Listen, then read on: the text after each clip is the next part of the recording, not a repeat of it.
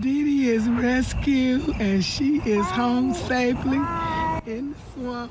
That is good news indeed. That's Gwendolyn Streeter from Quincy thanking all the teams involved in helping to rescue her pup Dee Dee.